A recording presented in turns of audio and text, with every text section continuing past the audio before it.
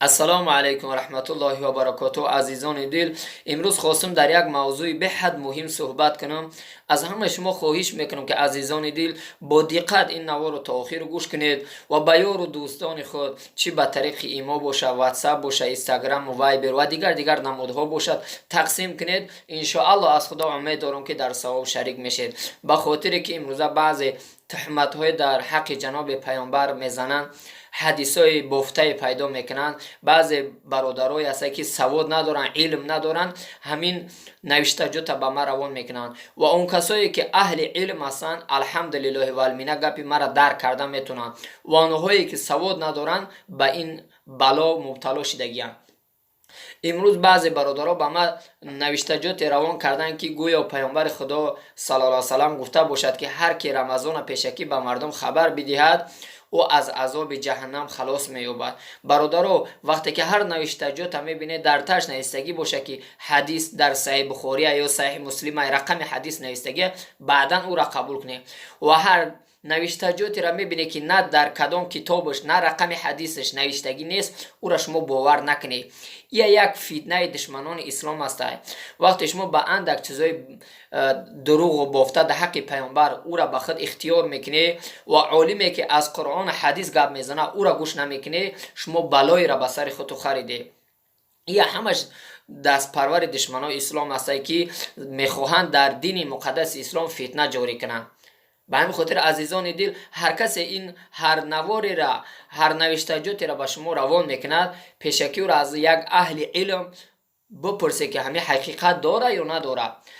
در بعضی روایت ها میان از عبدالله ابن عباس رضی الله عنه روایت میکنن که دشمنان اسلام میگویند که اگر در 100 سال یک چیزی حرامه، یک چیزی که در دین نیست جاری کنن، اگر اونها برای همین کاری کردگیشو تا 100 ساله چکار میکردستن؟ آرزو میکردستن که ما کار بهتری در دین اسلام دروردیم.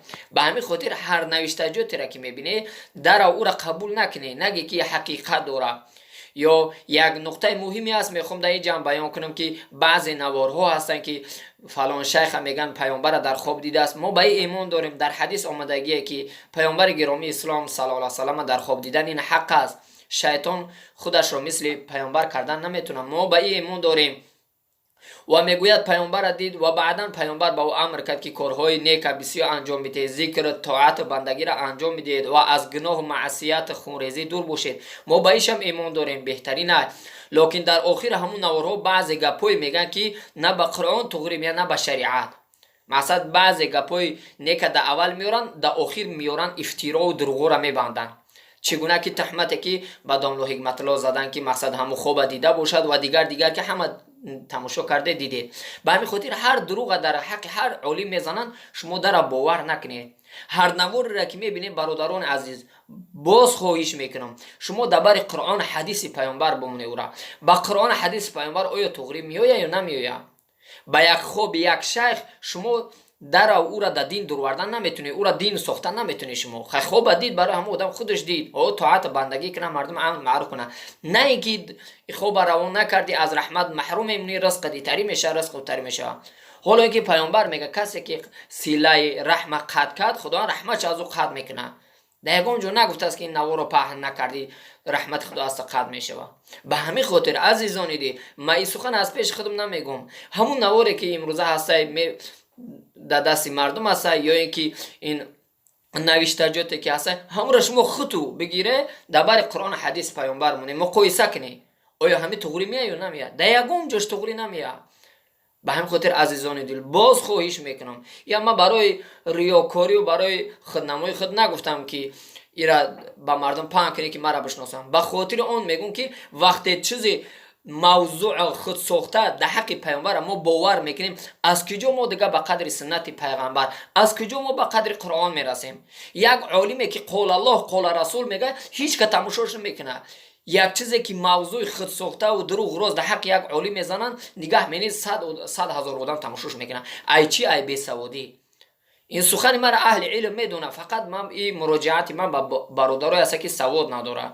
ان الله امید دارم که گپم خوب درک کرده، خوب فهمیده. الله موفق سربلند تو بکنه. در روان کردن این نوار از همت خواهش میکنم که کوتاهی نکنی. الله متعال همه ما و شما را در جاده قرآن و سنت پیامبر نگه بداره و از این وبایی که امروز به سر ما آمده است، بیماری که همه مسلمان ها را در بر گرفته است، الله متعال همه ما و شما را در رحمت خودش نگه بدارد. آمین.